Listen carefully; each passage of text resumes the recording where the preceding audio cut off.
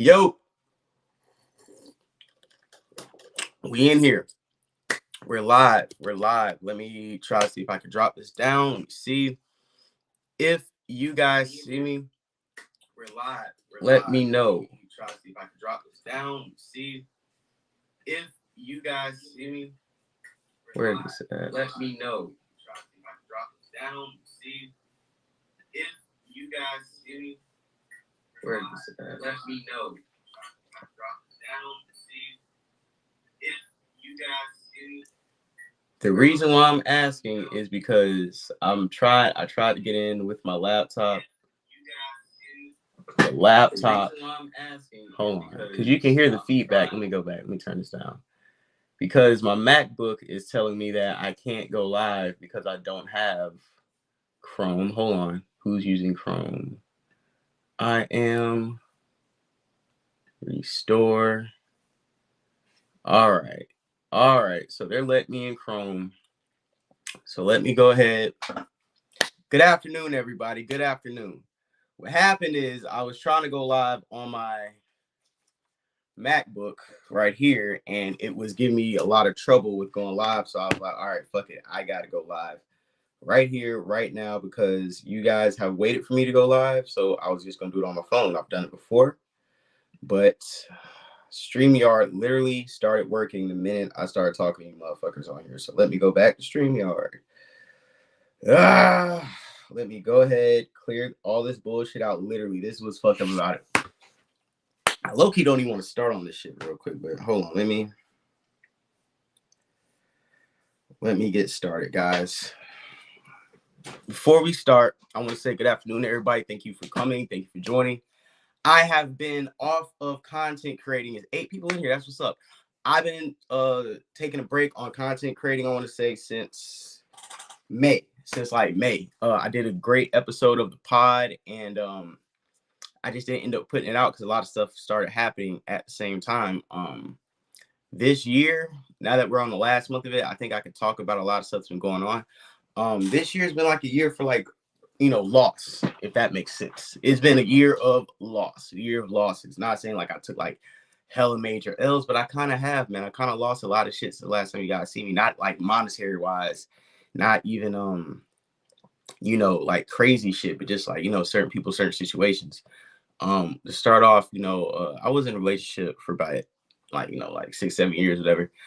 That shit has ended in the process of just over the course of the year. I can talk about I had a family emergency.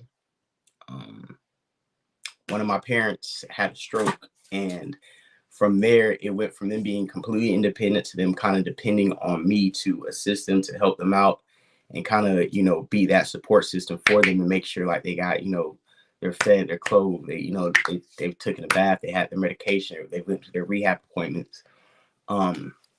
Just a lot of stuff where I had to become a caretaker overnight when I was completely independent. My parents were completely independent. So like I said, going from focusing completely on yourself to focusing completely on other people that you're assisting, it could put a toll on creating content. And around the same time, we were opening up a clothing/shoe store.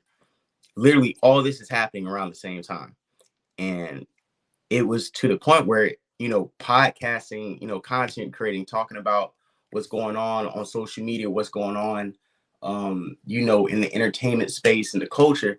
I didn't have that to give to anybody. Like when you're going through your relationship's deteriorating, your parents' health is deteriorating, and then people depend on you to be there to open up a new situation. The last thing on your mind is like, let me go live and talk about Cardi B. Let me go live and talk about Kanye West. You know what I'm saying? A lot of times you zapped out, you've been cussed out, you didn't cuss motherfuckers out to the point where it's like, man, I don't even want to fucking talk, let alone, go on camera and have content. And people like, oh, why don't you, and you tell individuals, even in my other business, I'll tell people, hey, I got to do this, I got to do that. And what I had to learn is that nobody gives a fuck. People always say they do. People got prayers. I'm not gonna say nobody gives a fuck, but the times you kind of need people to like understand what comes first, they really don't. The show must go on. You know what I'm saying? Just like, Takeoff got killed and people probably still expect Offset to fucking come do his, performances and duties. I know Young Thug got locked up and people are suing him for unperformed shows, but he can't help that. He can't even fight his own case, but he's locked up and it doesn't matter. So what I'm saying is it doesn't matter how big or small your issues are in life, things are going to move on. People are going to move on, and there's nothing you can do about it. And there's no point in sitting here blaming other people or saying, why don't people understand my plight in life? Why don't people understand the misfortunes that have came to me back to back to back to back? But it's because everybody's going through shit. You know what I'm saying? Like I just left one of my homegirls. I haven't seen her like 2 years, and she told me, she's kind of like went crazy. Literally, like she's gone crazy in the last year. And to say that is not to disparage her, but it's to say that people are going through their own shit. So for the last 7 months, like I don't want people to think like I haven't appreciated everybody, supporting my page. We've gotten over to 2,000 subscribers. I really appreciate, what I'm saying, everybody for subscribing to my platform. Salute the Star for, what I'm saying, making sure that I'm always involved, even though when I can't be involved. I just told Star about my family situation like last week. He didn't know like this whole time. Salute to Killer Perez, Gifting a Curse podcast for just, keeping me in the studio, making sure that I am kind of doing some type of content, making sure that I am going on YouTube, making sure that I am continuing what I'm doing, even when I don't feel like it. I still do it because that's how important I am. Salute to Big Homie on Twitter, who always comments, always make sure, what I'm saying, I'm all right. Always keeps social commentary up. Salute to Mad Slander. Me and him have been in spaces before. He just always tells me, man, just pick up the work, bro. Pick up the pace. Just do what you gotta do, man. You got your platform. Salute to my nigga RMC Randy Crumbly. You know what I'm saying? All the times he's helped me pod, all the times he's helped me with ideas and just, just talk to me, talk through me. Salute to my nigga Robert Campbell. Salute to Anthony Newfield. Salute to Jakar. Just salute to everybody who's been there, everybody who's helped me, everybody who's known my situation and understand that like everybody's had to be patient and let me work through it.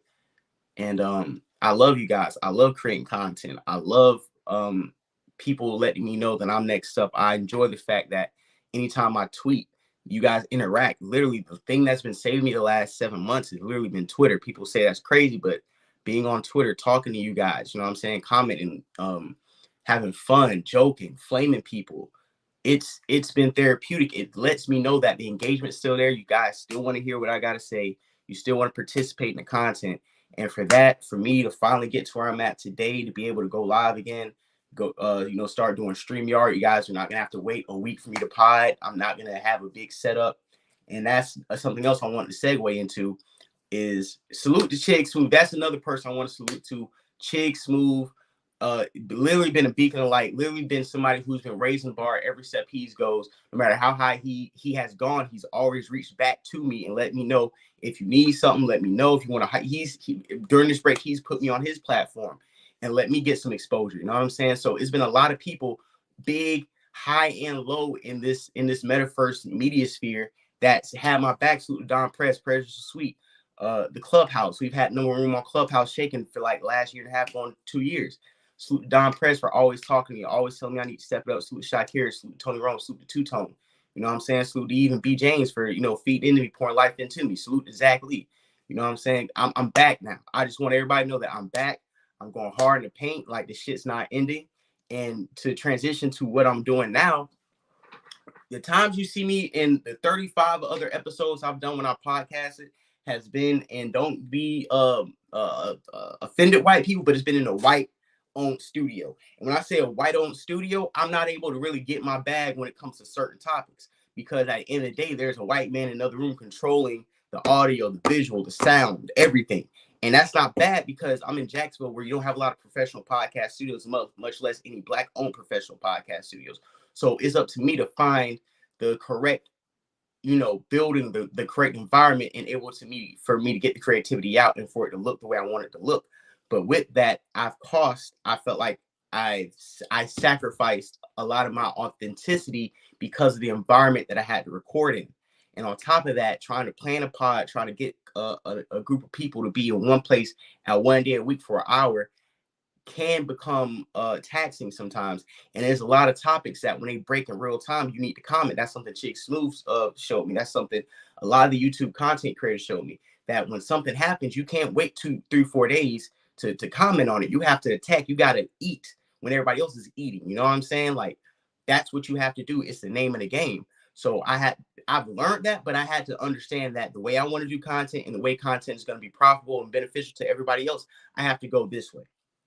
So now, like I said, I'm going live stream, FBJ. We're going to be doing this like 2-3 times a week, maybe doing this 5-7 times a week. It all depends on what's breaking in the news and what I have time to do. I have my own office right here. You see my Tupac up here. You see my Kobe Bryant right here. You want to know where I got Tupac and Kobe? I had these posters in 2018. Tupac right here was my dead idol and motivation and like spiritual leader. Kobe was my alive one. And what both of them symbolize is work ethic. What Tupac symbolizes is no matter where you thought he was, what you thought he was doing, he was in the studio, he was recording, he was cutting records, he was dropping track after track after track. His work ethic was impeccable. We weren't listening to one song in the studio, inviting the hoes over and replaying the song. I might cut 5-6 records tonight and I'm gonna keep going. Then I gotta go shoot this movie. Kobe, same one. I'm gonna be 5 a.m. at practice. Y'all going out to the bar, I'm going to shoot hoops. I'm going to train so hard that around game day, when I'm doing impossible looking possible, and you're asking how does I make it look so easy, it's because of dedication and preparation they put in to make the hardest thing in the world look easy. You know what I'm saying? So that's why I have these two, and that's why you're going to see these two behind me, because at the end of the day, these two work ethic and example they set for people like me before they died is the reason why you see me and the reason why I've been going so hard. You know what I'm saying? And like you just said, unmatched hustle. Anytime you see me, you're going to see them. And the aggression, the determination, the mean streak, all that shit. That's where I get it from. So I just want you guys to be acclimated to the new setting, the new looks. You know what I'm saying? I will be bringing other people on. If people want to come through, send me the link. If you want to hop on, let's hop on. We can start doing segments. We can start having multiple people up on here streaming at the same time. So a lot of the times I don't have to call somebody in and be like, okay, pull up. Let's go to the studio and cook some content out. If you got a laptop, a phone, some type of smart device, I can send you the link to the StreamYard. We can go live. So now that I broke all that down, I want to get to some of these topics. I'm going to be talking about Deion Sanders and him going to Colorado State. We're going to be talking about Kanye West and his admiration for Hitler and what he was really trying to say. We're also going to be talking about Lakers going 8-2 in the last 10 games and a resurgence of Anthony Davis. We're also going to be talking about old heads, dick eating Jay-Z, and old hip hop Twitter versus everybody else on Twitter. We're also going to be talking about Metro Boomin's new album, and we're going to be doing an NFL wrap-up. These are going to be some topics that, some of these things are going to be reoccurring. Some of these things are just going to be daily topics. If you guys want to talk about something first, go ahead and comment what you want to hear about. But until then, we're going to go ahead and touch on this Deion Sanders situation, right? So, touching on Deion Sanders situation. We all know he couldn't get a job with a top Power 5 conference school before Jackson State gave him the opportunity and gave him the chance, right? Jackson State, extended their hand, brought Deion Sanders along. Deion Sanders transformed in the last 2 years the SWAC conference, Jackson State, and HBCU football into one of the most talked about, one of the most prominent spectacles in football and in sports, which is beautiful. He brought a lot of celebrities. He brought a lot of money to the school. He donated half his salary to the school in order to, spruce up the facilities. He was buying hotel rooms for players when their dorms got flooded out. Deion Sanders did a lot to elevate Jackson State and the HBCU football programs as a whole. Now, was he making promises that he, quote unquote, didn't keep? Of course he did. Everybody does when they're in a situation. That's like you get mad. That's like a girl get mad at you that she was over there kicking her ear while you're with her and you didn't fulfill some of the promises because you left. Of course I didn't fulfill some of these promises. I left early, but while I was here, I'm going to say what I need to say. And a lot of this is going to be true in the moment. I believe everything Deion said is what he wants for SWAC schools and HBCUs. But the issue people are having is for the fact that he left prematurely and for the fact that now that he's gone, the spotlight on these HBCU colleges programs won't shine as brightly. But what people aren't understanding, and this is what Black people sometimes I feel like fail at, is that we want one leader to carry the load and to sacrifice and to martyr himself for the greater good instead of seeing what somebody is doing, how they broke the mold, and how to duplicate them breaking the mold. And that's a mentality thing. That's like you see the nigga in the hood with the Lambo and the jewels, and you either hate on him or you just want him to be the only nigga out the hood to make it. Instead of you going up to him and be like, hey, yo, how you doing? You moving packs? Give me some packs. Okay, you buying real estate? Let me invest in real estate. You a barber? Where do I go to start learning to cut hair? That's how a lot of these black former athletes, former football players who have aspirations to be head coaches should take the approach to it. They should have looked at it like, okay, Deion did this. How can I be the next Deion? How can I get a coaching staff? How can I galvanize players? How can I go into these homes of these black student athletes, these 4 or 5-star recruits, and because their mom, their dad, their uncle knew who I was, know how I played, know that I'm a Pro Bowler, all pro, I went to this college, I can develop running backs, quarterbacks, defensive backs, linebackers, cornerbacks. I can develop these skill positions because I not only have I played this position to the highest order, I'm also a black athlete that can navigate your child through the trials and tribulations of being a college athlete and transitioning them to the pros. That's what Deion Sanders sold Travis Hunter on. That's why Travis Hunter, the number one recruit, cornerback / wide receiver, who was going to go to Florida State, transferred and went to Jackson State. Not because it was a black college, because they had a prominent Hall of Fame coach who played that same skill position that was also black, that can also lead you and guide you to a position not a lot of white coaches can. Nick Saban didn't go to the NFL and play college football. Now, he can coach his ass off, but for you to look somebody eye to eye and be like, I've walked these same steps in these same shoes, and I can tell you where the pitfalls are. That's something a lot of black coaches have in their holster that they may not want to take advantage of, or they may not know how to take advantage of, but Deion has showed you and gave you the blueprint to do that. So for the Eddie Georges at Tennessee State, that's his job to do that. For the Antro Rolls, for the Ryan Clarks, for the, you know what I'm saying, for a lot of these former athletes, former all pros, for the Ed Reeds, for the Jason Taylors. This is your point. This is your time to take the Jackson State. This Jackson State job, why don't they get another prominent black coach to come in there? Why don't a lot, instead of crying and saying Deion left us high and dry, why don't you become the next up? Why don't you become the next person to jump in here and do what you're supposed to do? That's what I feel like these coaches should be doing. That's what I feel like a lot of these black athletes should be taking the initiative to do. I understand he left. I understand he went to a school like Colorado where it's predominantly white. I know there's racist people in Boulder, Colorado. There's racist people everywhere. That's not the point. The point is for him to elevate. The point is for him to make from what, $500,000 to about $5 million a year, and then each year his bonuses can equal up to 40% of his salary. You know what I'm saying? He's elevating some of the coaches who he brought along with him, who are being grossly underpaid, understaffed, and have a lot of the utilities and a lot of the things that they use to get these athletes are underserved. These coaches are underserved just like these players are. And Deion wants to elevate the coaching staff that he's brought along with him too. And to do that, we have to get you guys better jobs. The players like Travis Hunter, we got to get you better facilities. We got to get you better equipment. That was the point. A lot of you guys don't understand that everybody can't come and everybody's not going to go.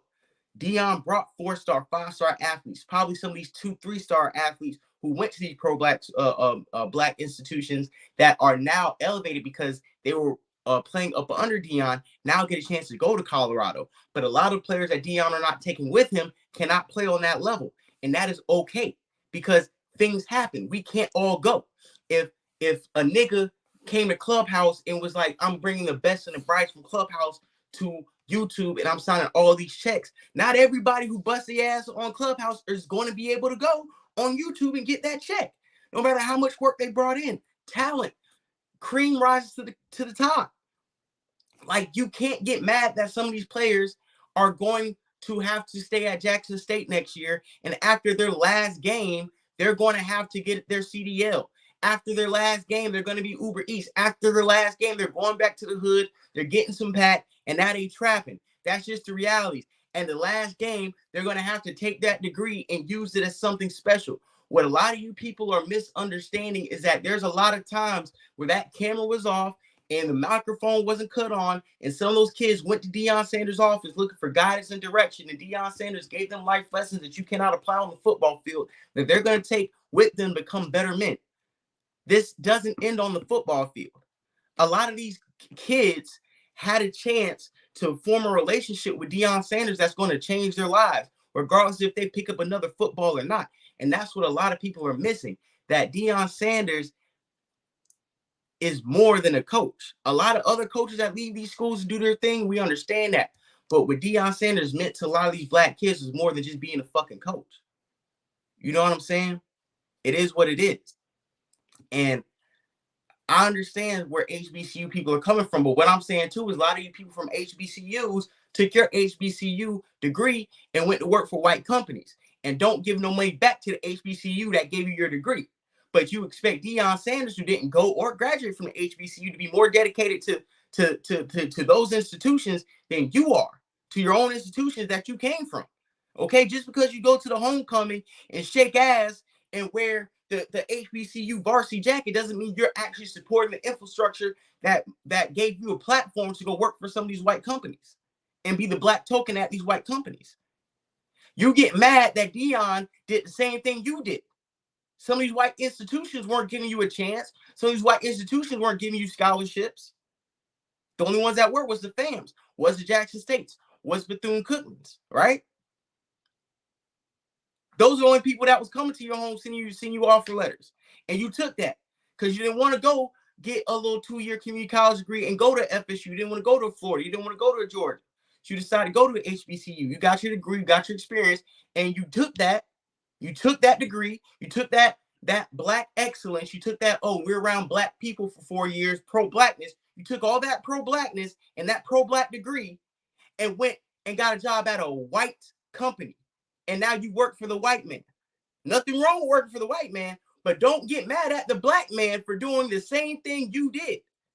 I don't hear none of you black people going to your job, quitting that motherfucker right now, quitting your white established job and going to find a black person in the same field that's going to pay you 25% of what your current salary is just to stay down with them and then give back half of your salary to help the infrastructure of that black business. I don't know one nigga with a degree from an HBCU who's given up his white check from his white establishment to go work for a black man or a black woman at the fraction of the cost and then giving 50% of that fraction of what you actually should be paid to help the infrastructure of that said black business. Are any of you people doing that? Fuck no. I can say this. You know why? You know why? Because I quit my job working for white people and started working for myself. There's nothing wrong working for white people because white people, they got to pay their bills just like you got to pay your bills. It's not a racial thing. But don't make it a racial thing because when we can pull a this is you on you. And ain't no fucking point. Ain't no fucking point. Because like I said, none of you niggas at the warehouse is clocking out. None of you niggas at the cubicle eat your ham and cheese sandwiches is clocking out. They just fired your best friend Keisha for laughing too hard. And I ain't see none of you niggas stand up and walk out with Keisha when they fired her ass. I ain't see none of you niggas walk out with Jamal when they fired Jamal. You sat right at your motherfucking desk, ate your goddamn little cubicle suit, the Osiris XTV, man. Big supporter, bro. I appreciate you pulling up. And none of these niggas is actually doing what they're asking Deion Sanders to do. On top of the fact, Deion Sanders is with the young kids. The kids you talk about, what's wrong with this generation? What's wrong with the kids these days? They're on their phones, they're doing this, they're doing that. Deion Sanders, who's already rich, who already has ranches and acres in Texas, who already is a Hall of Famer, who can get his own checks on TV, who can do whatever the fuck he wants to do. Whatever the fuck he wants to do. Decided to dedicate his life into the betterment of young black men. What the fuck are you doing? I can't say nothing about Deion. Go to Colorado. I'm a college football fan. Go as far away from the state of Florida in the South as you can. Because if he can take the #1 high school player in the country, Travis Hunter, from Florida State, Alabama, Georgia, Clemson, take him from all these Power 5 schools and take that little nigga to a fucking town in Jackson, Mississippi to play college football, and then take that same kid all the way to Colorado a year later to play college football, is letting you fucking know that Deion Sanders is going to be a fucking problem in college football. In Division I, he is going to be a problem. The transfer portal just opened up today. There's over 200 players who sent offers to Colorado overnight. That is letting you know. That is letting you know Deion Sanders ain't coming to play. That Deion Sanders is about to shake shit up at Alabama, at Auburn, at USC, at Michigan, Ohio State, all these schools. He's moving mountains. It's a bigger picture. It's not like when niggas say Kanye got a bigger picture. Kanye ain't got no bigger picture. Deion got a bigger picture. He's sacrificing his leisure time and his fine ass wife to help us knuckleheads get a sense of direction and guidance. And lastly, before I leave this Deion topic, the reason why Deion Sanders coaching is so important, and these clips when he talks to these kids are so important, especially to me as a black man, is that a lot of those messages creep outside of the locker room. A lot of those messages, when he is talking to those players, I imagine myself sitting down right next to those players and receiving the things that Deion Sanders is telling them. So basically what I'm saying is Deion Sanders, when he is speaking to these guys, he's speaking to a larger platform of men, not even just black men, of just men who want and desire a sense of direction, who want and desire a sense of excellence, and want to hear somebody speak excellence into your spirit. Some people go to church. Some people listen to motivational speeches. Me personally, nothing gets me more motivated than listening to somebody like Deion Sanders tell you how to be structured, how to be disciplined, how to be on time, how to be on point, how to be a man. That's the most important thing Deion Sanders is doing. It's not coaching football. It's not getting checks to HBCUs. It's preserving his message on how to be a man throughout the internet, throughout the resources that's provided for him. It's him getting that message on how to be a stand-up man to the rest of the young men who are striving for that and who want to be some semblance of Deion Sanders in their own life. And giving you a template to how you can come back and reach back into the community and talk to young black kids and just talk to young kids who are searching for direction and guidance. And a lot of these kids don't listen to their coaches, but they're going to listen to Deion Sanders because Deion Sanders has shown and proved. So that's what I'm going to say about Deion Sanders. I hope he turns Colorado into a powerhouse. I hope Colorado instantly overnight becomes a success. I'm going to get me a Colorado jersey, Travis Hunter, when he drops and his official number drops. And they're like, well, why didn't you get a Jackson State jersey? Because I knew you weren't going to stay there. I'm getting me a Colorado jersey. I already got shoes to go. I already got black and gold shoes. You know what I'm saying? We Florida, no black and gold. We don't even wear diamonds. We gold out. So, hey, that black and gold. Hey, come on, baby. We prime time. Prime motherfucking time. Salute Deion, Florida legend. You know what I'm saying? Salute St. Myers. Next topic, we are going to talk about Kanye West. Yeezy. I want to say this. I'm officially off the Kanye bandwagon. I'm officially off the Kanye train. Why is that?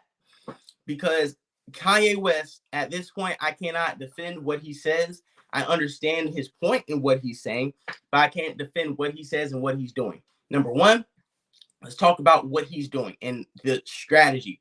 Why isn't Kanye West sitting down with a chick smooth? I'm going to say it again. Why Kanye West? I'm going to get on my Umar. Why Kanye West not sitting down with chick smooth? I'm saying it one more time. Why Kanye West ain't sitting down with a chick smooth? Why Kanye West ain't sitting down with a lot of these other, why isn't he sitting down with academics? Say it again. Why Kanye West isn't sitting down? Why isn't he sitting down with the academics?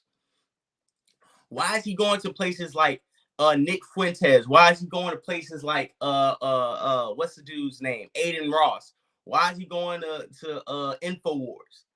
Why does Kanye West go to these white supremacist platforms instead of going to some of these grassroots black platforms and speaking and giving? And what I'm saying is, it's not about what he's saying. It's the fact that he's giving a lot of these people that, even though I'm in the space, I probably never heard of Nick Fuentes, or a lot of these people haven't heard in the mainstream of some of these white platforms he's going to that speak right-wing white supremacist rhetoric. Why is Kanye giving these people looks? Why is he aligning with them? And like, to me, it's not so much about the message as it's about the exposure. The exposure is, we don't care what Kanye's saying. Nick Fuentes or some of these other people have probably gotten the double the amount of followers they had just by having Kanye West on this platform. And now you've given them more of a spotlight than they ever had before. Why haven't you given some of these black platforms who covered you, who defended you, who stand on 10 toes when speaking about you and what you got going on? Why haven't you went there? I know Drink Champs is owned by Diddy, and I don't understand why you went Drink Champs in the first place. Because I feel like that Drink Champs interview lined you up. You talk shit about Diddy and the small hat people Thursday and Friday. You and Diddy said y'all was gonna talk in LA when your plane landed. You landed in LA. Diddy talked to you. He convinced you to go on his platform, Drink Champs, and say that same shit. You went on Drink Champs. You talk crazy. Diddy, who has to deal with Viacom. Viacom is owned by the small hats. So once he dropped it on his platform, right, which was Revolt, through Nori, he sent Nori in to conduct an interview. He knew Nori wasn't smart enough to understand. Nori, you gonna get sacrificed and set up too, but it's for the bigger picture. Go ahead, stand in front of that bus, Nori. Bow. The interview fell out. Damn, Revolt got to take it off. Diddy didn't get any backlash. Revolt didn't get any backlash. But Viacom, who's owning Revolt, y'all thought Diddy owns it. Diddy doesn't own it. He's just the face of it. Bam, we're going to take it off. We're going to condemn Kanye West. If that's my homie, why didn't you protect Kanye? If you knew Kanye was going to do this type of shit, why didn't you protect him the way LeBron James and Maverick Carter low-key protected Kanye?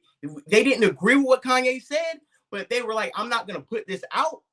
I'm not going to give you niggas a free pass to shit on him. I may not agree. I may know what Kanye West saying is batshit crazy, just like we got uncles, aunties, and cousins. When we talk to at the barbecue, say some wild shit, but I'm not going to call the Kansas police on them. I'm going to let you talk crazy, and I'm never going to tell people what the fuck you said, but I know you're fucking nuts. Maverick and LeBron did that. Diddy was like, oh, you going to talk crazy? I'm going to put you on my platform. They're going to cancel you. I'm not going to get any backlash. And then what happened a week after? Kanye lost $2 billion in a day. And then 72 hours later, guess who got anointed the new black billionaire? Diddy. Stop me when I'm bullshitting. You lined up Ye to get his shit taken away, and now Diddy overnight was to do black billionaire after all that shit happened. And nobody told me a new acquisition he made, a new purchase. Nobody told me if he sold anything. It just, we woke up, new black billionaire. And if you notice, every time they give a nigga a new black billionaire status, it's not really off of assets or things he has. It's always off of future projections. Like Kanye wasn't really a billionaire. He was only a billionaire off of what he was projected to make. You see what I'm saying? And niggas gotta understand that shit. I wouldn't sit here and sacrifice a nigga to get a new status. But then again, I'm not a millionaire or a billionaire. So if somebody probably had a bag for me, I might tell on you niggas too. I might set one of you niggas up to get okie dokes and then they cut me a bag. It depends. I don't know. I'm not saying I will. I'm not saying I won't. Just don't put me in a situation where it's a bag online and it's me or you. All right. And after that, like I said, he went on InfoWars and was talking about how he has love for Hitler, right? He talked about it. He has love for Hitler. What he was pretty much saying is, if we're all Christians and we all love God and we're all fucking people of the Lord, right? We're all people of the fucking Lord, then we should love our enemies, right? We should love, people who we don't agree with. We should have patience and tolerance and space for people like that, right? He was saying that. And under that doctrine, that all can be forgiven if you pray for your sins, that means if Hitler confessed and repented for his sins 5 minutes before he quote unquote died, he's going to heaven with me and you. King Leopold III, who just ravished South Africa without stepping a foot in South Africa, if he repented for his sins, according to the doctrine, he's going to be in heaven with us. So imagine you get to heaven. It's Tupac, your auntie, Mother Teresa, Santa Claus, King Leopold III, and Adolf Hitler. Would you still want to be in heaven? Ask yourself that question. We all like the idea of saying things. Like when people just say things, but when you actually have to live in the reality of accepting what you're supposed to be indoctrinated by, do you even want to believe in that shit anymore? So with that said, if everybody who could commit the most egregious sin could just go ahead and repent and we're all going to go to heaven, then you have to have love for Hitler. All you do. If you are indoctrinated to religion, then you have to love Hitler as much as Kanye West does.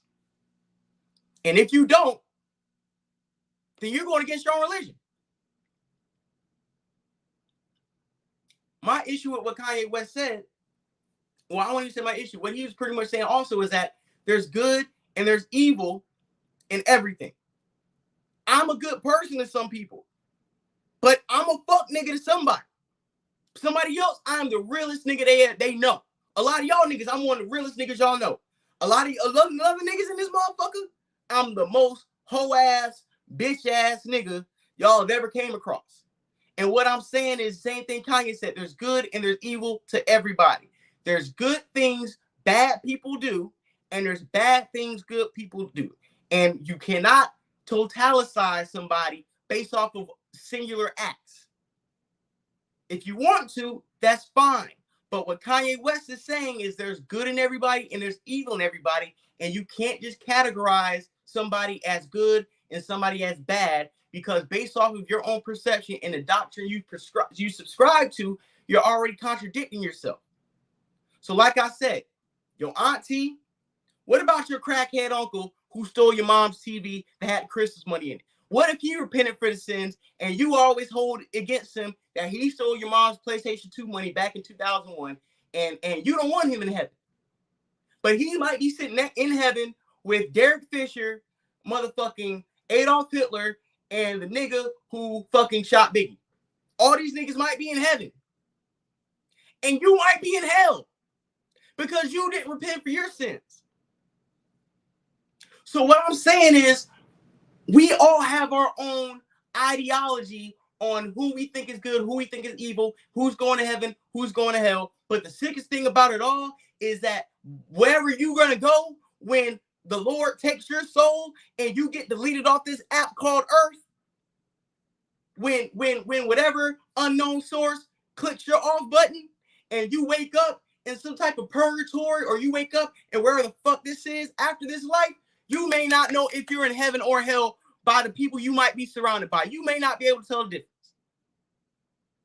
And does that say more about you, or does that say more about your way of thinking? You have to understand, if you are indoctrinated in religion, one of the most important things you have to understand in yourself is that whenever you die and you get to whatever a heaven you think is in your head, it's not going to be what's in your head. You're going to get to heaven and you're not going to know whether you are in heaven or hell based off of the people you're going to open your eyes and see around you. 90% of you are going to think you woke up in hell by the people you're going to be surrounded by. So I want you people to understand the perception you have in your head and how you apply that to everybody else's perception in their head, and how they're only wrong based off of how you think.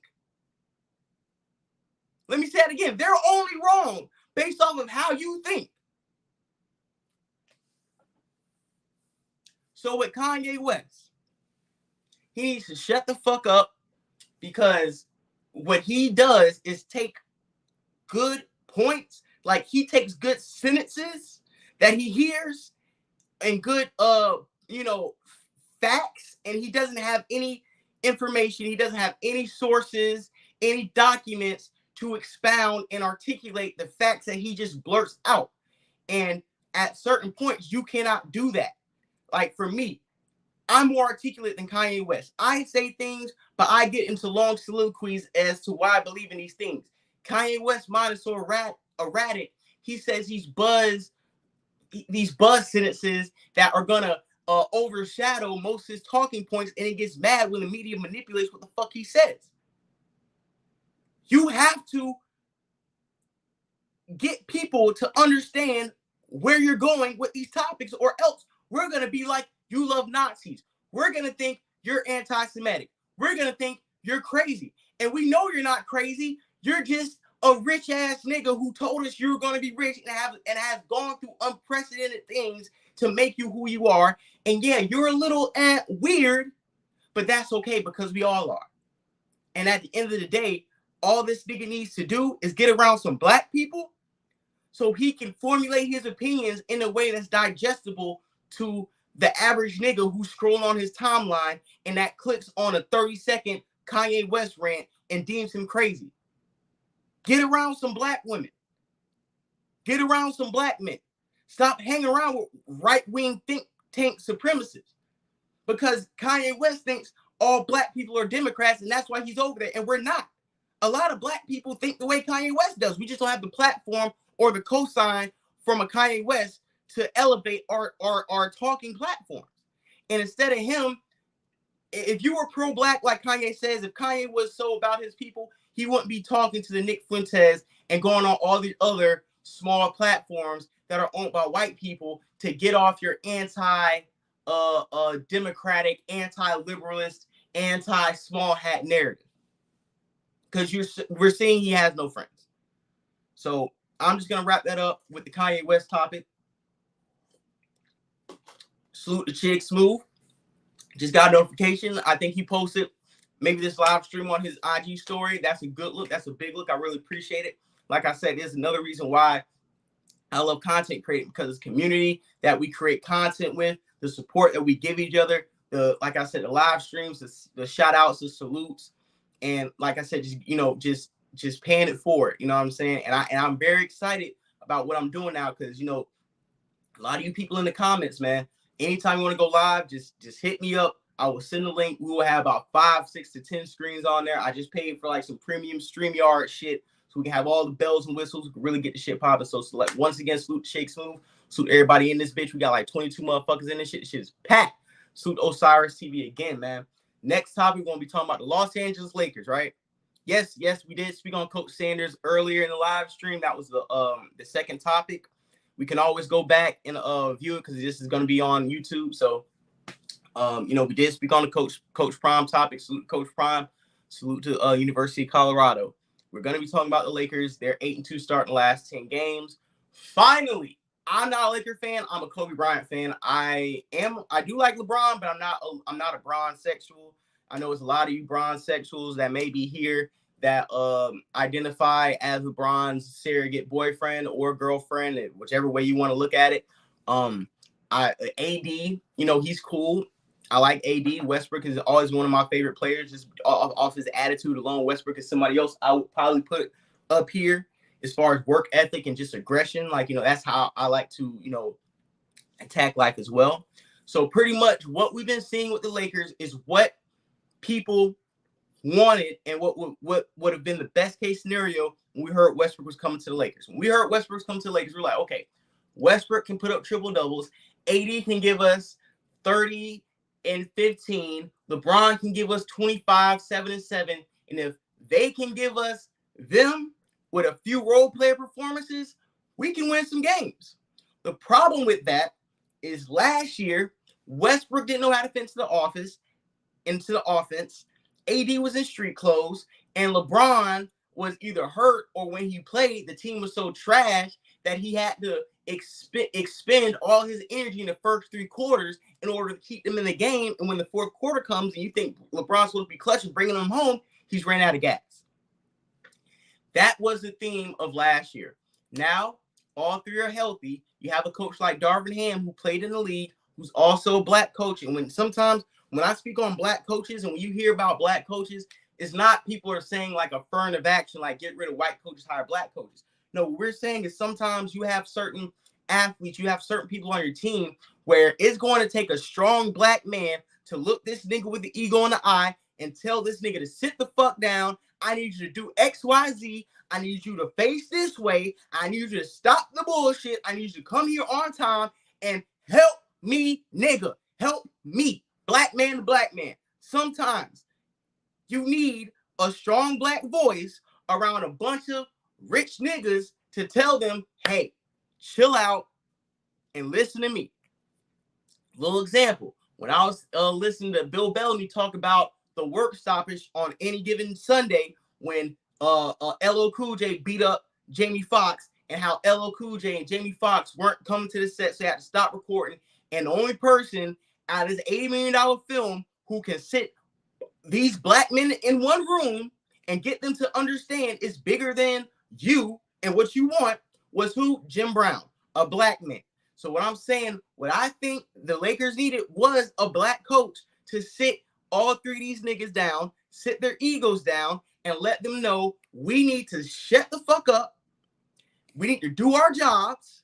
Frank Vogel wasn't going to get loud with one of them niggas, because they would have been like, what? Frank Vogel would have been like, my bad. You get loud with Darvin Ham.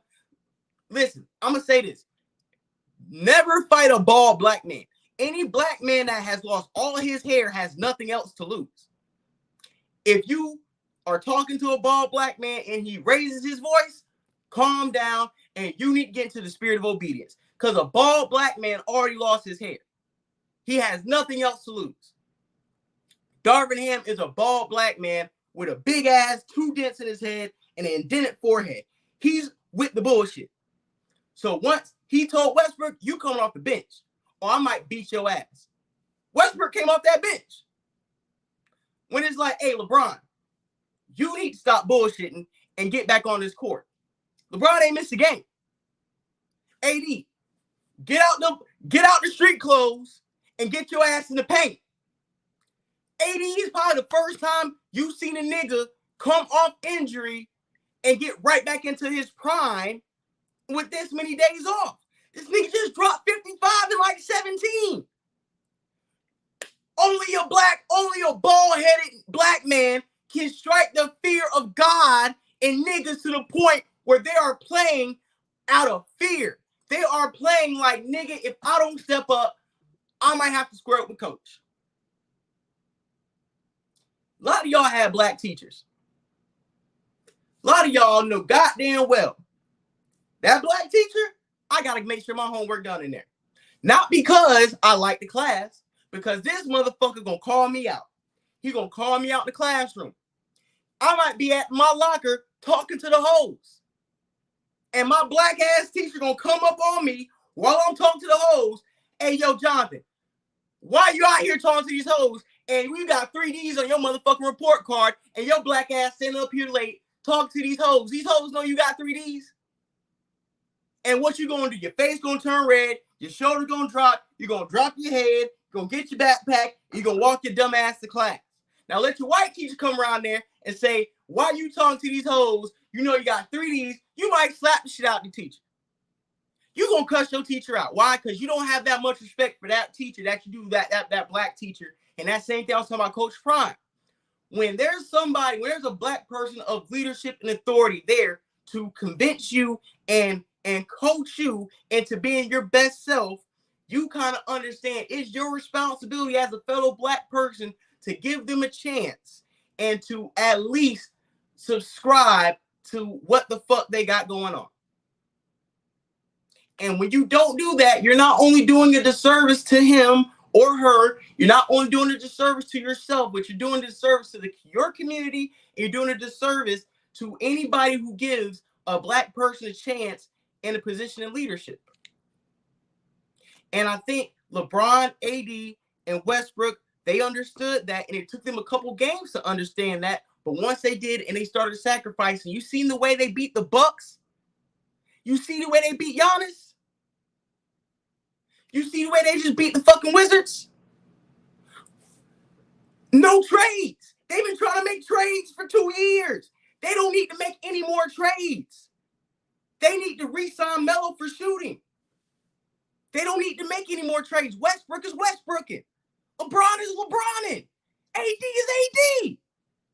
They look scary. They look scary. I never seen this. Lonnie Walker doing his thing. Austin Reeves. Come on, man. I'm loving what I see in out of Lakers. Like I said, I'm not a Laker fan. I am not a bronzexual. I laugh when they lose, but I cheer even loudly when they win. I love seeing the Lakers win. I love seeing LeBron win. The NBA is better when LeBron's in the playoffs. The NBA is better when the Lakers are contenders. This is not the New York Knicks. It's not when niggas be like, oh, the NBA is better when the Knicks are good. The Knicks haven't been good since goddamn goddamn 1994. And niggas say, what about the year with Melo? What about the year 2013 when they had Melo and JR and Tyson Chandler? Bro, that was like when the Jaguars were good in 2017. Like, you're gonna be good once every fucking 20 years, my nigga. Like, you're gonna be good by default. You know what I'm saying? Like, you were good that 1 year, and the furthest you went was getting beat in the second round by the Pacers in 6 games, and you were a better team. You let Lance Stevenson and Paul George knock you niggas out. And it's not a shot at the Knicks. I'm sorry. No, I'm sorry. I'm sorry. Knicks fans called it straight. I apologize. What I'm pretty much trying to say is this for the Lakers. They look good. This is what I want. This is what we want. Hopefully, they can stay healthy. Hopefully, LeBron James can continue this. Hopefully, AD can continue this. AD is playing on an MVP level. Knicks ain't been good since OJ was in the Broncos. Salute to Zach Lee. Bro, listen, Zach Lee, that nigga. I just had to let y'all niggas know Zach Lee really be giving y'all niggas that smoke relentlessly. But, man, like I said, dog, this nigga, LeBron, AD, the Lakers, when I look at the Western Conference right now and you ask me who do I see that can battle them right now, who the fuck knows? Because the Warriors are looking like ass. The Jazz are like one of the top seeds. Luka looks like he's playing with a bunch of brooms and mop buckets and goddamn dirty laundry.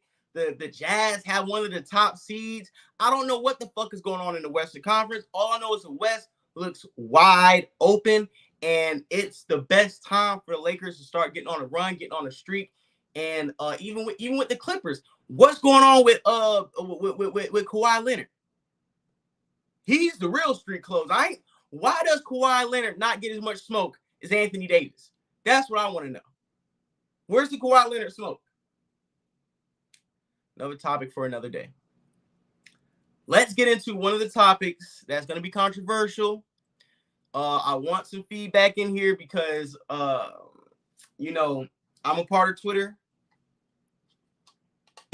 We had a conversation about Jay-Z, Jigga Man, Camel Lip, Hove, Sean Carter, Mr. Title himself, Mr. We Off Kneeling himself.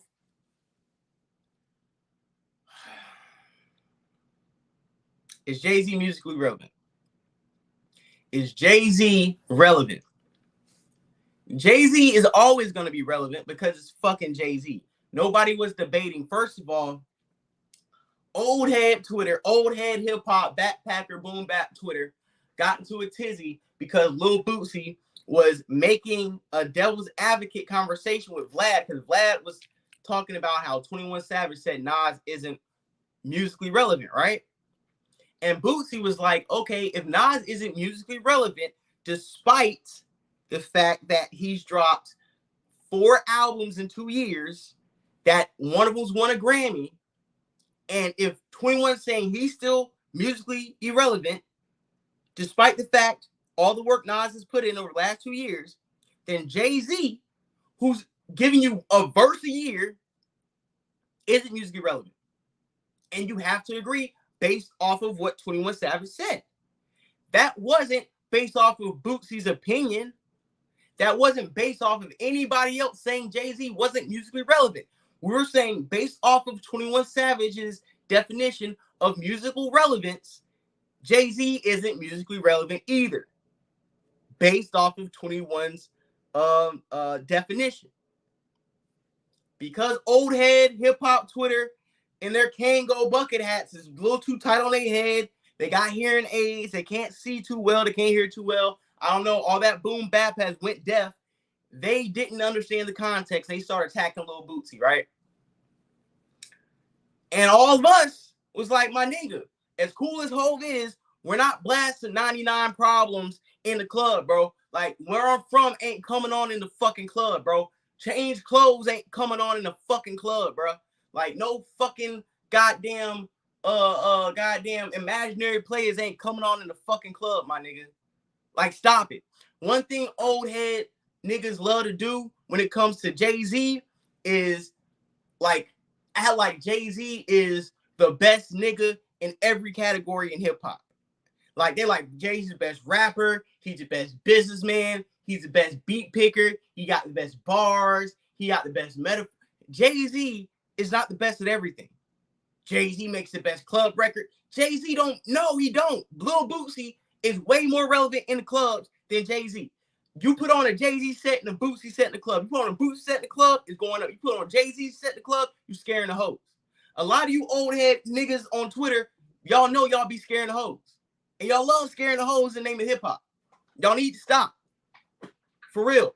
When that set it off in this motherfucker, set it off. My clip, all dogs, bitch, don't make me set. Man, that shit come on the club, bro. It's over with. It's up. It is up. Touchdown calls hit. When that shit is up, nigga. Wipe me down. It's up. It's up. Boosie got way more songs in one club. Listen, y'all is tripping. A lot of y'all niggas, I don't know where y'all be dancing. I don't know where y'all go to clubs. Maybe y'all go to hip-hop poetry night on Thursdays. I don't know. Maybe y'all be in clubs that are men-only clubs, 40 and up men-only clubs with baggy clothes. Maybe that's where y'all going. I'm going to the club where the hoes be at. Know what I'm saying? I go to the... Hey, Jay-Z does have classic records that I don't want to hear when I'm trying to get with some hoes. I don't want to hear... Hey, gas tank on E, but all drinks on me. Wipe me. That's why when I'm stepping out, when I'm putting that shit on, I'm not playing no motherfucking change clothes. I ain't putting my drip on and putting on American goddamn Gangster, my nigga. I'm not. And nobody else is. When I'm in the car and we got the hoes in the car, nigga, I'm putting on Two Red Bones kissing in the back seat. Girl, don't stop. Keep going out. Man, come on. I'm putting on a dyke and I'm trying to see these hoes kiss in the back seat, trying to get my dick ate up. I'm putting on Boosie, nigga. I ain't putting on no motherfucking hoe. I ain't putting on no excuse me, miss, with no bitch in the car, nigga. I'm not. And that's cool. I'll put on Jay-Z when I'm around my niggas who appreciate hip-hop's discography. I'm going to put on Jay-Z when I'm riding around doing what I got to do, and I'm just in the car dolo, and I want to hear, you know what I'm saying, Hov, you know, speak to me and shit, you know what I'm saying? Yeah, I'm going to put on Jay-Z. But when we want to talk about relevant, and when we going out, and when I'm outside, and what's being blasted in the cars, and what's being put on in the clubs and at the bars, it's Bootsy. It's not no Nas. It's not no Hov. And that's okay. That's okay. It's time, like you said, it's time and place for everything. But all you old head niggas coming on Twitter acting like Jay-Z is the GOAT, you can't even tell me one time in hip-hop where Jay-Z was the #1 rapper in the motherfucking game. Now, he was always in the top 5, but it was never a fucking year where Jay-Z was the quintessential running rap that year. Let's even go back, because I got some fucking time. I ain't roll up a backwood on you niggas yet. I got some time. Let's go all the way back to 1996. Nigga, that was Tupac in 1996. He ran hip-hop in 1996. Okay? Now let's go to 1997. You know who ran hip-hop in 1997? Biggie, after his death. Then it was Mace. Then it was Bad Boy and Puffy, who was running 1997. And then when 1998 came, you know who ran 1998? A lot. And see, I'm 29. So I'm really telling you, I'm really giving you some history that I was a kid during, but I was around. You know what I'm saying? About you went outside, bro. My people had the radio. We had BZ. We had cable, nigga. Like a lot of times y'all be saying these young niggas ain't know what the fuck was going on. But unlike a lot of these young niggas, I knew what the fuck was going on early. That's why I'm telling you this shit, right? So let's go to 1998. You know who ran in 1998? DMX. DMX. It wasn't no Hov. It wasn't no fucking Hov. That was DMX. Ran 1998 like Future ran 2015. Dropped a double album, nigga. That was X. Hell is hot, nigga. And then there was X. DMX. What's my name? Come on. Jay-Z wasn't fucking with X. bar for bar, Jay-Z ain't had no motherfucking game on lockdown for 10 years. We going year by year, and let's give me the year he had it. Because we said 96, Reasonable Doubt drop, that was Tupac. You can even say Nas had some of that game where it was written. 97, that was Bad Boy. Ran that hard shit. Hard Knock Life, cute. Hard Knock Life was cute. That shit wasn't touching nothing DMX dropped in 98. And y'all niggas know that. When the award season came around, Source Awards, American Music Awards, Grammy, all these award shows, Juvenile, Jay-Z, DMX, Busta Rhymes. Those were your top four in 98, 99. DMX swept all the awards. It was DMX. Let's go to 1999. Who would you guys say was running it in 1999? You could probably say, well, maybe it was Eminem. It wasn't no motherfucking Jay-Z in 99. You could say it was fucking Nelly. Nelly had the fucking game. Nelly took over the game at one point, and Hov didn't have it. So about 2000. Who had the game in 2000? Who had the game in 2000? What Hov even told you niggas? The only niggas selling records is Pimp Juice. Who is Pimp Juice? Nelly and us. He had it in 2001, gang. That's a motherfucking lie. You know who had it in 2001? The niggas y'all love to forget. The motherfucker y'all love to hate. The nigga y'all let get washed out. You know who ran in 2001? Motherfucking Ja Rule. And tell me I'm lying. Ja Rule had 106 in Park and a radio station on lock. Ja Rule was over Hov when he had his run. You want to act like he wasn't? All that put it on me. All that what would I be about? Man, that shit was blowing all that H to the Izzo shit out the fucking water. It was motherfucking Ja Rule and Nelly.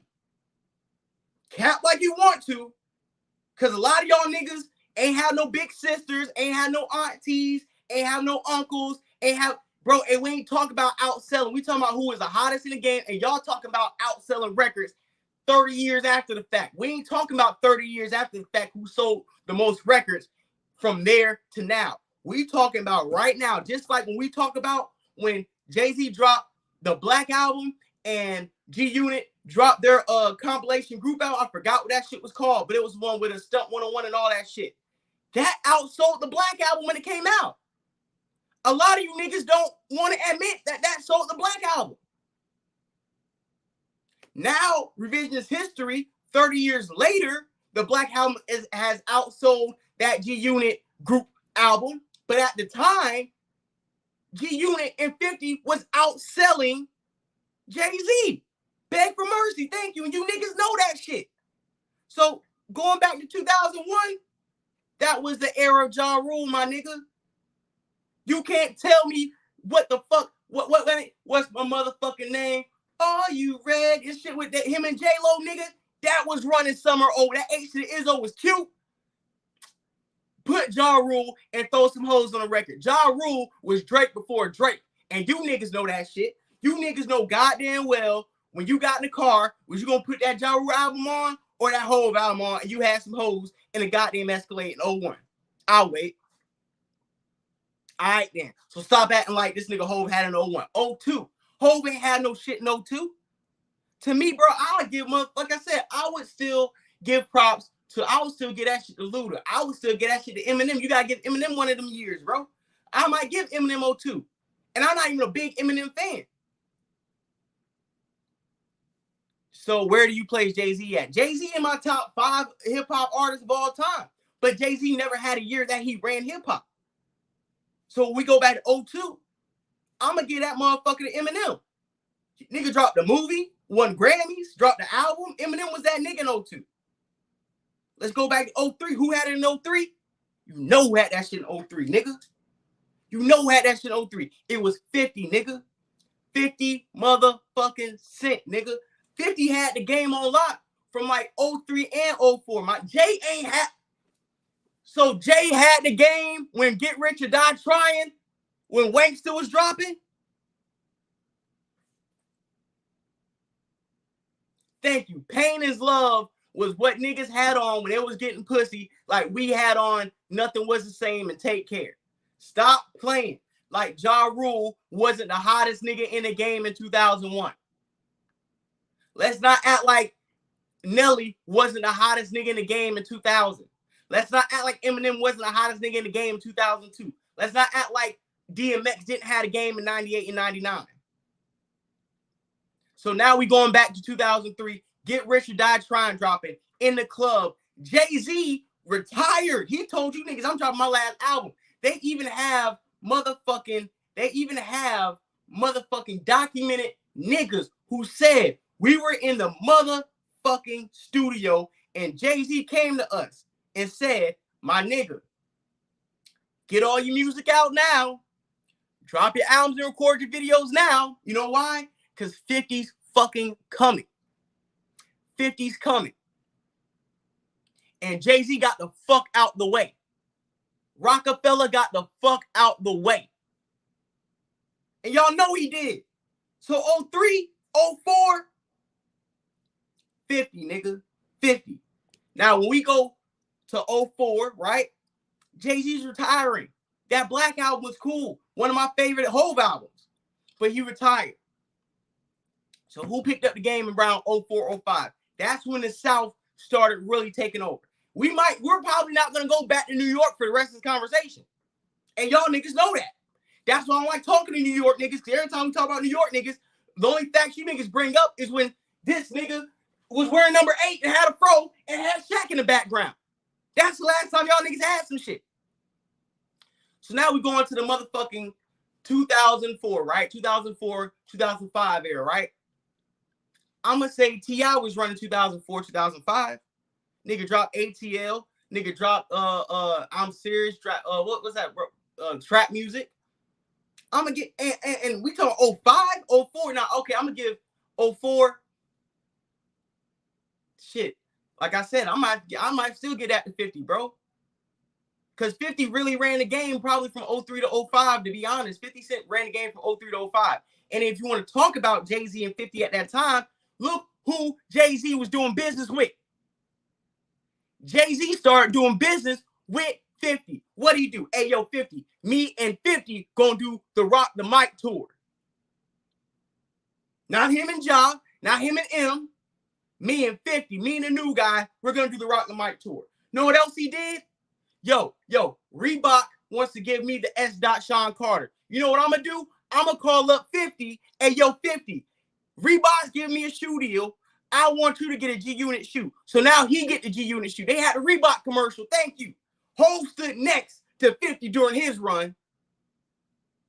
It wasn't no Hov was over 50. No, Hov was like, hey, yo, 50 the hottest nigga. He didn't give Cam no Dipset shoe. He didn't give Freeway Beanie Siegel a fucking state property shoe. Huh? Okay. All right. So let's keep going. Because I'm trying to figure out the year Jay-Z had hip-hop. So now we go to 05, 06. You know who had the game in 05, 06? Dwayne motherfucking Carter. Lil Wayne. Shakira, you already know. That she said about 5 minutes ago, because Shakira know where I'm going, because she know hip-hop too. That's why I like having y'all in this chat, because a lot of y'all know hip-hop. You know what I'm saying? Hold on.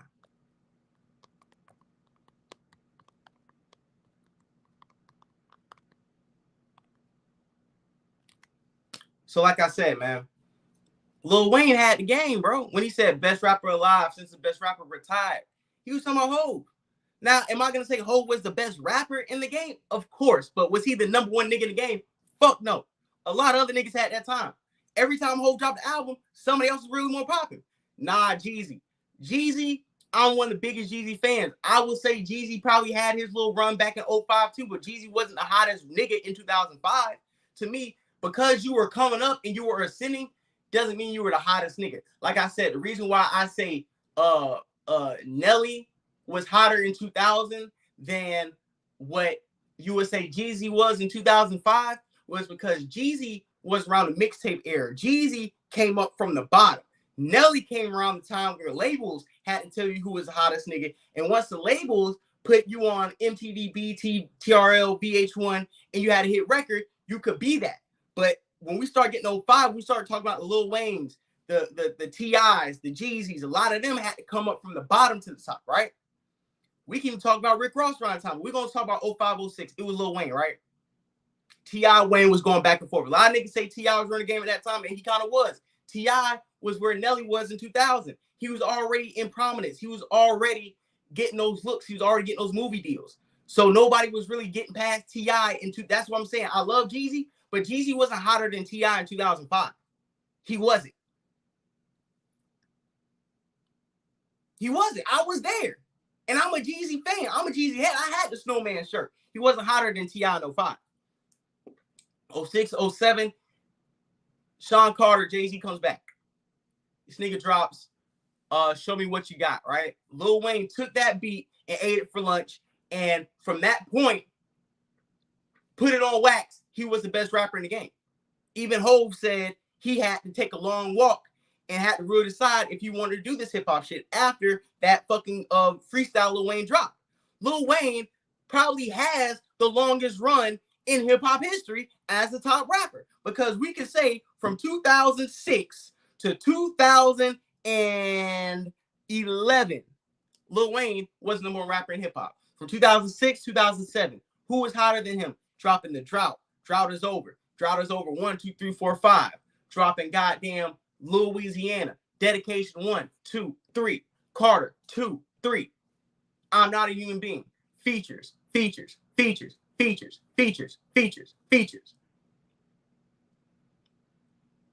Show Me What You Got was a hit. Stop playing. Yes, Show Me What You Got was a hit until Lil Wayne freestyled over the beat, took the beat, and now that song is Lil Wayne's. So that's just letting you know Hov didn't have a game when he came back. And American Gangster is one of my favorite albums of all time. Let's keep it rolling. Let's go back 08, 09, 2010, 2011. Lil Wayne only really lost his whole game when he went to prison. If Lil Wayne never went to prison, he might still run hip-hop right now. But he put Nicki Minaj, he put Drake in the forefront. You know what I'm saying? And when 2011 roll around, I'm going to say, what's his fucking name? Rick Ross. Rick Ross had the game with the whole Maybach music shit. Rick Ross really had the game. When he dropped BMF and he was signing Wale, Styley, Meek Mill, all that from 2011 to 12, I want to say Rick Ross was the number one nigga in hip-hop. He had the game on hold. Man, Jay-Z is in the Rock and Roll Hall of Fame. Bro, listen, can I say this? And like I said, this is not anything disparaging to my white audience, because this is not really on you. But stop giving me these white publication certifications as a barometer of who should be celebrated in hip-hop. I don't give a fuck who is in the Rock and Roll Hall of Fame. I don't care.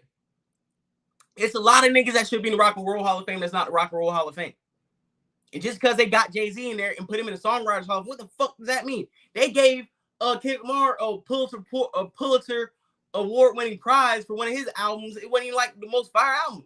Just because some of these white people give you an award doesn't mean your shit gets elevated because a white person or a white institution awarded you some shit. Like, because at the same time, Macklemore won a Grammy over Jay-Z. You want to say Macklemore is a better rapper over Jay-Z? All right, then. So stop trying to give me awards as a barometer to somebody's relevance or how good somebody is, because I can take those same white establishments and show you where they shitted on your favorite rapper and award somebody else, and now your whole argument is going to be put out of that place. Wayne was saying Jay was the best at one point. I'm not going to say Jay-Z isn't. I told Jay-Z's in my top 5 rappers. Jay-Z's one of the best rappers of all time. But at the same time, Jay-Z isn't motherfucking, like, he never ran the game. He was never the number one fucking rapper in the game.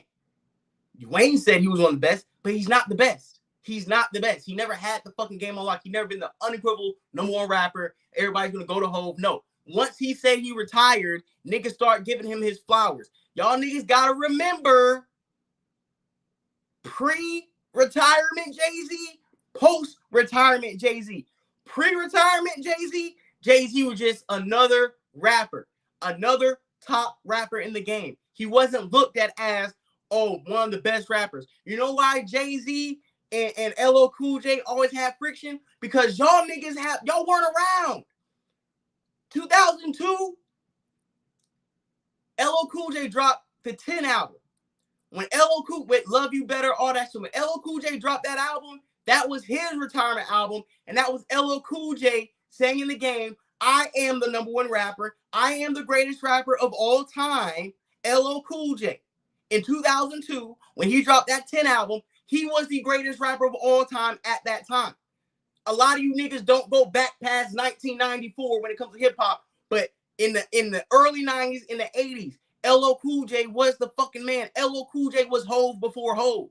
LL Cool J was Drake before Drake. He was Pac before Pac. It was LL. And when LL retired and put the 10 album out, and everybody started giving LL Cool J his greatest of all time flowers, a couple months later, Hove come out the woodwork. Oh, I'm retiring.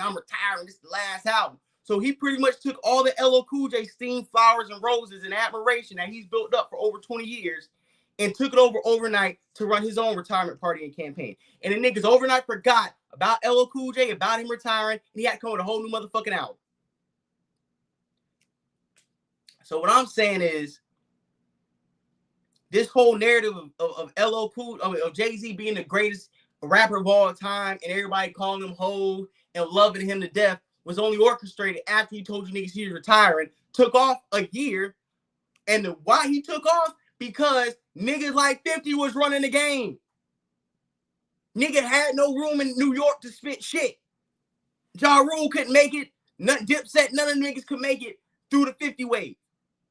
Hove left the fucking block. The block got hot. Hove dipped off the block, took a VP position at Def Jam, sabotaged hella niggas in New York's record contracts and deals and albums, fucked all that up, gave it back to L.A. Reid, and then start dropping American Gangster and Kingdom Come and the rest of his albums. But he got the fuck out the way. All right. So we want to keep going up and up and up. All as you can tell, once we get past 2012, 2013, 14, 15, 16, 17, 18, 19, to this present day, you can't tell me in the last 10 years where Jay-Z has been the number one rapper in the game and he's ran this fucking rap game. Because he hasn't. He's never ran hip-hop. He's never been the number one rapper in the game. And niggas like, bro, it's Hove, and then there's everybody else. They only say that in regards to the totality of what Hove has been able to do in business over the last 30 years. Anything outside of that is not being referred to as Jay-Z being the number one rapper in hip-hop.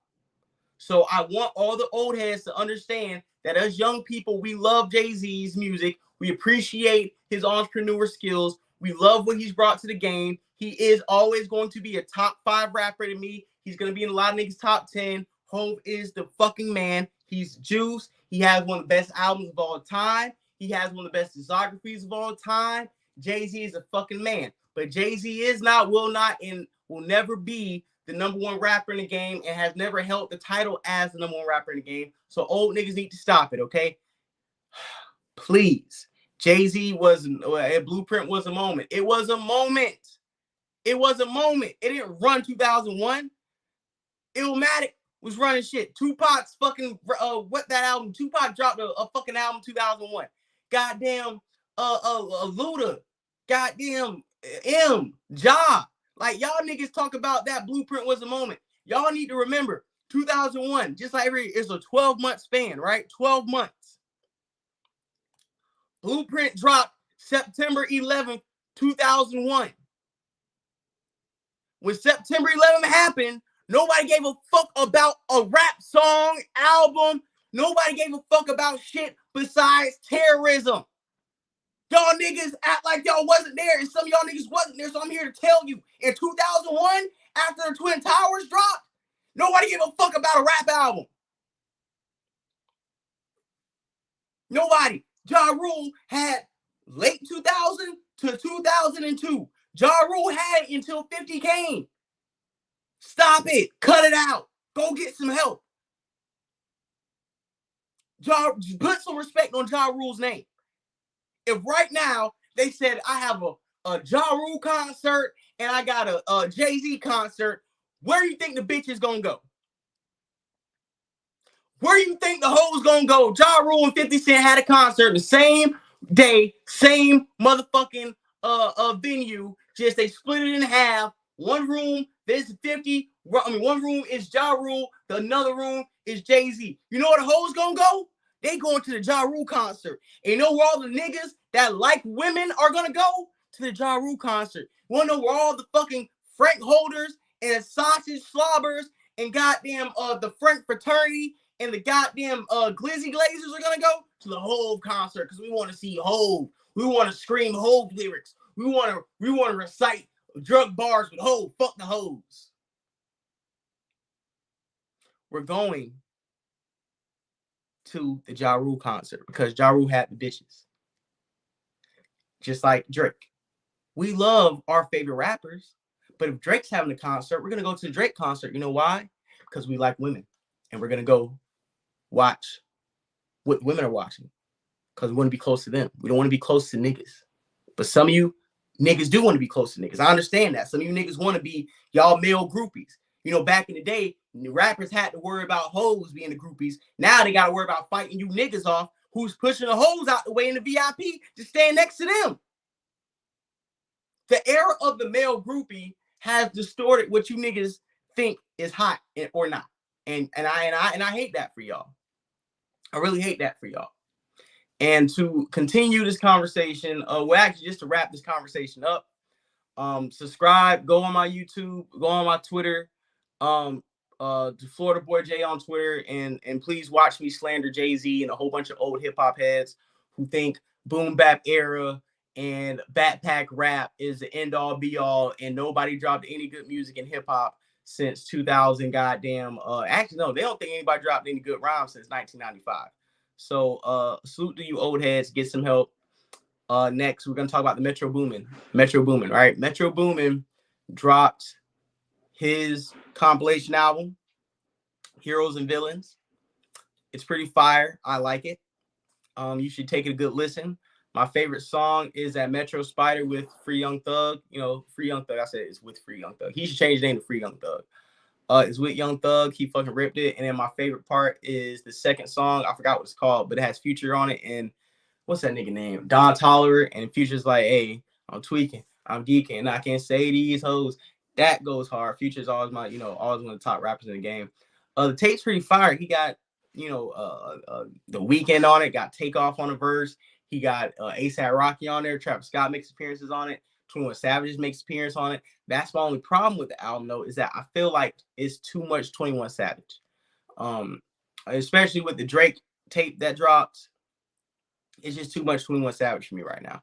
And I feel like with 21, he's always being presented by a higher entity that we're going to listen to automatically. And because they know we're going to do it, they throw 21 on certain shit. So 21 gets like a lot of looks I feel like we don't really want to see him on.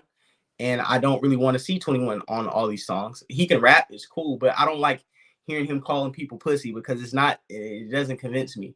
Like 21 Savage is not as hard as the bars he gives, and I just don't buy it. So he's always cringe to me. But outside of him, the whole album is good. I'm gonna listen to it some more this week. It has some good replay value, and I would implore a lot of you people to go listen to the new Metro Boomin Heroes and Villains album. We got 27 people in here. Salute to all y'all who's coming in here and supporting my return to YouTube and my return to these content creating streets. I mean, I'm gonna have my foot on a lot of these niggas' necks. I'm gonna be kicking out hella content because before we get into the NFL wrap up, I want to say this too, man. It's a lot of people who've started doing content since I started, that's been around me, and I appreciate them and I love them. I love the fact that I've been able to, be some type of inspiration, some type of beacon of a blueprint, because I've had the same thing. But I'm also gonna say, my competitive spirit, like niggas ain't about to pass up on me. Niggas ain't about to usurp, what I've already built. You know what I'm saying? And it's just me being a competitor. Like, I know I got a platform, I know I got supporters. I just need to be more consistent with this shit. I need to still crank out as much content as I can because I understand I have a gift and I have a platform and I have enough support and enough ideas in order to make this shit something real, in order to make make a profit off of this. Can you review WAPA with the Chopper Burger Man mixtape? Yeah, I can. And if you guys want me to, thank you. 21 Savage is mid. 21 Savage is a fucking cosplaying London bloke.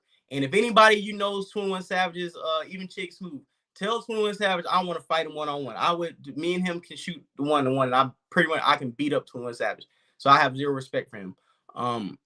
Yeah, I can start reviewing a lot of hip hop mixtapes. Y'all want me to review a lot of these? Let me screenshot this too, so I know, you know, to review this. Bam. Yeah, I can review a lot of music. I'm gonna start doing music reviews on here, you know what I'm saying, doing track by track analysis. And whatever you guys feel like you want to watch, you want to view, hey, I'll give you that type of content because, you know, I think y'all appreciate my perspective on a lot of things. And, you know, music reviews isn't one that I'm limited to. So I will go ahead and start doing some music reviews if that's something you guys are interested in. To do the NFL wrap up. Honestly, this NFL season is looking great, to be honest. There's not a clear-cut favorite in any conference or any division right now. It's still highly competitive. There's not even a clear-cut MVP winner right now, and that's what I like about NFL season, when they can't really write a narrative, and it's like the narrative they run with all year. Because when the season first started, everybody was saying Buffalo was the best team. Now Buffalo has been, you know, fucking up a little bit, so now niggas don't know about Buffalo.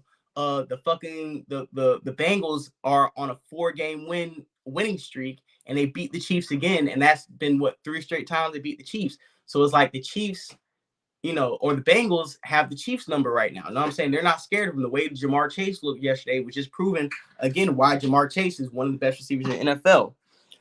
Looking at the Chiefs, for instance, they look very good, but I think the Chiefs they need Odell. A lot of teams need Odell. But right now, when I look at the AFC, it's really the Chiefs, Bengals, and Bills, to me, are the only teams that have a serious chance to go to the Super Bowl. It's going to be out of those 3 teams, right? Out of, like, you know, wild card teams, like contenders, the Dolphins, they look really good. Even though they lost to the 49ers yesterday, I will salute the 49ers. They just have a great team. The 49ers have probably one of the most talented teams in the NFL, because they had their 3rd-string quarterback in there yesterday, and he didn't miss a beat, because they're throwing to straight Pro Bowlers and fucking all pros and getting blocked by all pros like Trent Williams. So the Dolphins look good. I feel like the Raiders can make a late push. The Ravens, even if Lamar Jackson comes back, their concept routes by their offensive coordinator is problematic in itself. And that's a deeper topic for another day. I'm going to really have to show you the type of routes that they run and how sometimes only have a running back coming out the backfield, and symmetrically it doesn't make sense when you're calling plays offensively. Going to the NFC. NFC is a dumpster fire. We already knew it was going to be a dumpster fire when this year started. Minnesota really is looking really good, but I still think Minnesota is a fraudulent team. I wouldn't put too much stock in the Vikings, regardless of their record. They've historically gotten some of the best records in the league and then fumbled the bag. Let's look at the 4 Viking teams that went to the Super Bowl in the 70s. Frank Tarkenton couldn't win one. Let's talk about the 98 Vikings with Randy Moss, Randall Cunningham, Chris Carter broke the NFL scoring record. Randy Moss set the rookie touchdown record, was high score on that team. They went 15-1 and lost in the NFC Championship game, didn't make the Super Bowl. Let's talk about the Vikings in 2000 when they went to the NFC Championship game against the Giants and got beat 41-7. Let's talk about the Vikings in 2003 when they started 6-0 and missed the playoffs at 8-8. Let's talk about the Vikings who made the playoffs with Brett Favre in 2009 and went like 13-3 or 12-4 and lost against the Saints in the NFC Championship game. Let's talk about the Vikings in 2017 after the miracle in the Metrodome, whatever the fuck the shit called, when Stephon Diggs caught that touchdown and they got blown out by the Eagles in the NFC Championship game. So pretty much what I'm saying is the Vikings, as good as they look, the Vikings can't really do that thing. The Vikings can't. They're frauds. When it comes to the Eagles are really good. I believe the Eagles can go to Super Bowl. I like how they're looking. They have a really great record. They played a pretty easy schedule, but I like their record. I like their team, and I feel like the Eagles are contenders as long as AJ Brown is healthy and Jalen Hurts is healthy. The sky's the limit for them. They can't, really be stopped. What else? What other team we're talking about? Really, is those 2 teams who go to the West, and in the 49ers. The 49ers to me is the most scary team in the NFL. I feel like the 49ers might make it to the Super Bowl because their defense is legit. They are on their 3rd-string quarterback, and they haven't missed a beat. They're the scariest team in NFC. And then we talk about, well, we haven't brought in anybody from the NFC South because the Buccaneers, as much as, I want them to do good, they're just inconsistent, and I don't believe that they're gonna achieve anything substantial this year based off of their performance and how they've been playing. And I think they had a bye week this week, but they really need it. I don't see them doing anything past maybe even getting to the playoffs. So that's how I feel. But at the end of the day, this is my NFL wrap up. This was episode 30 motherfucking 6 of Perspectives and Facts podcast. I appreciate everybody pulling up. I appreciate everybody joining. I love the comments. I love how you guys supported this shit, man. This was awesome. This went way better than like what I thought. You know what I'm saying? I'm going to be going live all week pretty much. Anytime something pops up and anytime something is trending, I'm going to be going live. I'm going to be posting this on the YouTube immediately. Hopefully this just goes to YouTube. I'm still learning how to work the live stream and, you know, work a lot of StreamYard out and transferring things over to YouTube and editing. So, you know, if this doesn't go up right, you know, immediately, please, you know, be patient with it. And let me ask you guys, are you guys watching this on YouTube? Yes or no? Just put a one in the chat if you're watching this on YouTube. Yeah, and this is the new platform. This is what we're gonna be doing. Oh my God, Jay Savage, salute to Jay Savage. Jay Savage in the building. Jay Savage, exactly, man. Y'all niggas go crazy. But yeah, this is what we're gonna be doing. This is FBJ Perspectives and Facts podcast. We're gonna keep cranking it out. If you guys want to join me next episode, just DM me. I will send you the link. We're gonna be having multiple people up on here throughout the week. You know what I'm saying? And this is what it is. We're gonna be, you know, getting the YouTube numbers up. Okay, bet you guys on YouTube. Go Nose, fuck the Gators. Hey, I fuck with you already. We're gonna be, you know, going live on Star. We're gonna be promoting it in Star's community section. So if you miss my streams, always go to Star's community section. Please share, like this shit. Let's get up. Let's get these subscribers. I want to drop some merch. I want to really kick this content creating shit up, bro. I know I'm next up. You guys know I'm next up, and I don't want to prove any of you guys wrong for supporting me. So thank you so much. I'm gonna go ahead and end this stream. Repost this, you know, retweet this shit. Let everybody know, you know, this is what it is now. FBJ Perspectives Fact Podcast. I want Zach Lee and Jay Savage and the rest of these trolls to always come in here and blow up my live chat. I want you guys threatening each other. I want you guys fighting. I want you guys beefing, and I want you guys exposing each other all in the live chat. Turn this up, you know what I'm saying? Turn this shit to how the Star Report live chat is, because I love it when you guys turn up, man. You guys have a wonderful day. You guys stay blessed. Worship whatever God you worship. Stay black. Stay safe. You know what I'm saying? Love on your loved ones and be nice to people. All right. And be nice to somebody today. You guys have a wonderful day. And thank you again for just pulling up and enjoying this episode with me. You guys have a safe day. Be all right, man.